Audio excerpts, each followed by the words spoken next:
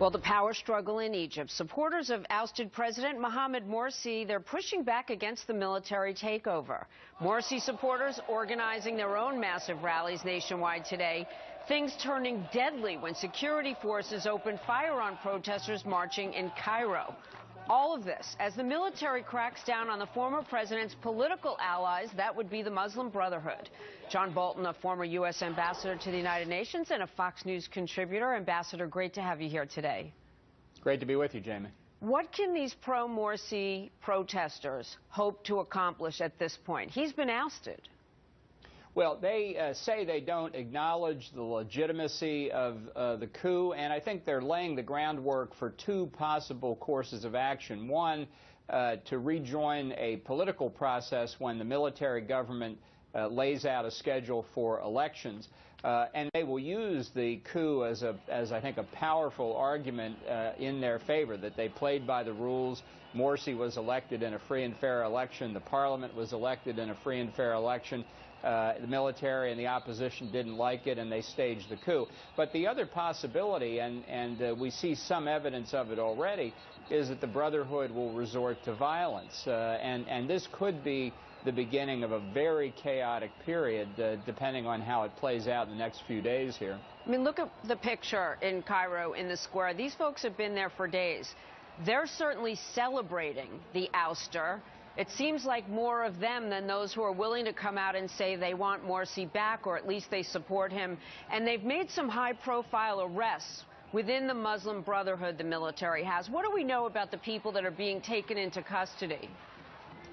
Well, the Army clearly knows who the leaders of the Brotherhood are. They've repressed the Brotherhood before. They know how to do this. And I think the spreading number of arrests, seizure of TV stations and the like, indicates that the military is fully prepared to go ahead to try and dismantle the Brotherhood as a party.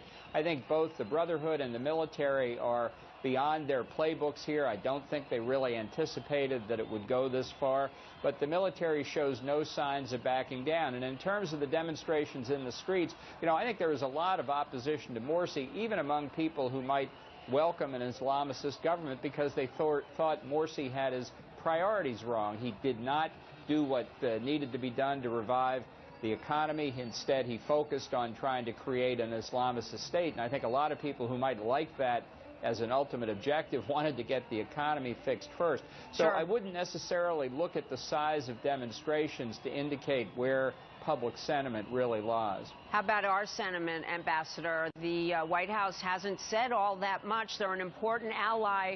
How fine a line must we walk in terms of speaking out on this, getting involved in this, or in any way assisting to the next elections, which would hopefully be democratic? Well, there's hardly any evidence at all that the Obama administration has a policy. Obviously, in a delicate situation, you want to be careful about what you say publicly, but that's different about what you might be doing and saying behind the scenes. And what's curious to me is that the administration, after a very bland statement, I guess that's the polite way to put it, has just apparently been inactive. We've got huge stakes in Egypt. It's far and away the largest Arab country. It's an important part of the Middle East peace that we've tried to create. It has important economic interest for us in the Suez Canal. But as far as the eye can see, as far as we can tell in Egypt, the administration just appears to be taking a pass. Before I let you go, money is provided to that country by the United States, not calling it a coup, maybe a strategic move to protect the ability to help them financially. You mentioned the economy not coming around the way the folks there had hoped. Do you have an opinion on continue to contribute, cut back, or monitor more carefully? No, I would keep the aid flowing, particularly to the military, where we have the most leverage. And all of this talk about why the administration can't call it a coup, can't speak the truth, really conceals the fact that in virtually all of our foreign assistance legislation, there's a presidential waiver power. Even if it looks like there's a prohibition, in almost every case, the president can waive the prohibition under the law to continue to provide assistance. I just think it's another example of not wanting to face up to the reality we see on the ground.